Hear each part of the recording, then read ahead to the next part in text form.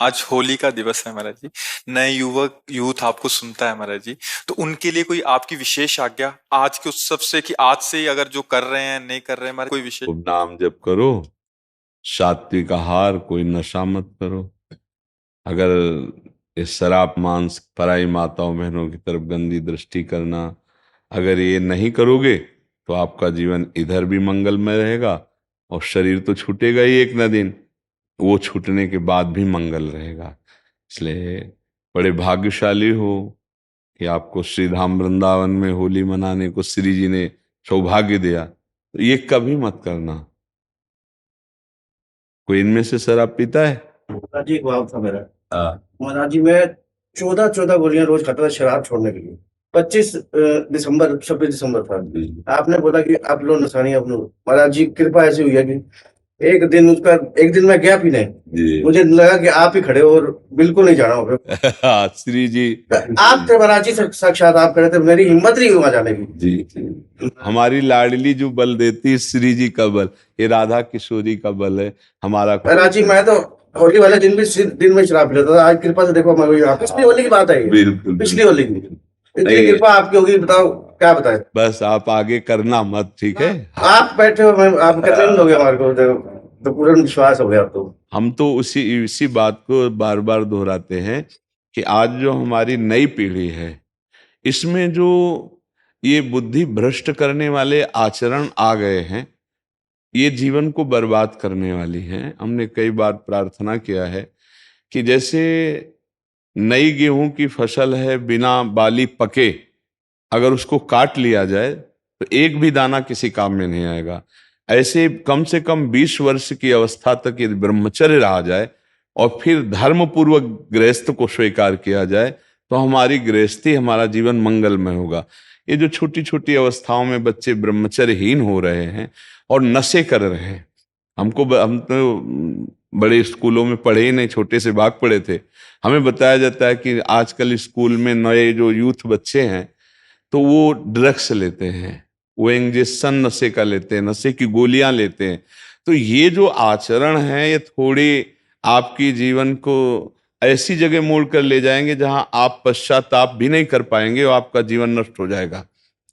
तो ये हमारे जो बच्चे बच्चियां हैं, ये अगर नशे से बचें, व्यभिचार से बचें, क्योंकि अगर नशा है और व्यभिचार है, अब जैसे कोई ड्रग्स लेने लगा, अब उसको पैसा लेने के लिए कुछ भी करना पड़े कर लेगा, क्योंकि नशे के बिना नहीं रह सकता। अगर वो मतलब स्त्री शरीर है या पुरुष शरीर है, उसको कुछ भी करना पड़े। जब ऐसी परिस्थिति आ जाती है तो फिर वो चोरी में उतर जाते हैं, हिंसा में उतर जाते हैं, क्योंकि नशे के बिना नहीं जी सकते।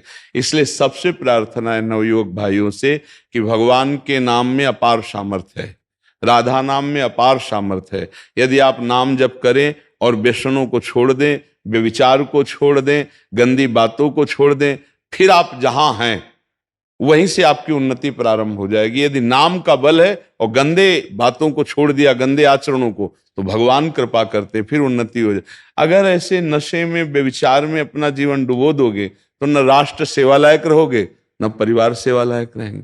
तो जो नया यूथ है, यदि ये शराब पीने से बचे, मांस खाने से बचे, गंदे नशा से बचे, व्यभिचार से बचे, तो इनका जीवन मंगलमय हो जाएगा।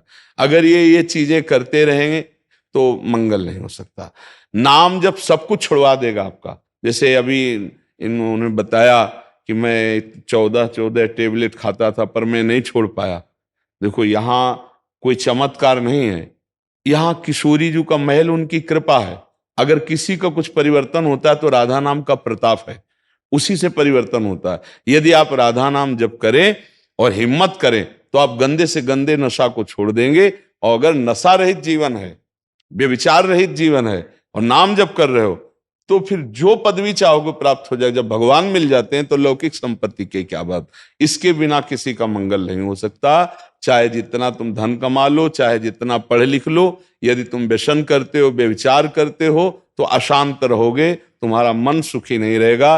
मन नहीं सुखी तो बाहर रुपया पैसा किस काम का। और अगर हमारा मन प्रसन्न है तो हम नमक रोटी खा के भी आनंदित रह सकते हैं। और मन ही अशांत है, पाप करने वाले का मन कभी प्रसन्न नहीं हो सकता। पाप करने वाले का मन भय, चिंता, शोक से युक्त रहता है। इसलिए हर जीव चाहता है कि हमारा शरीर सुरक्षित रहे।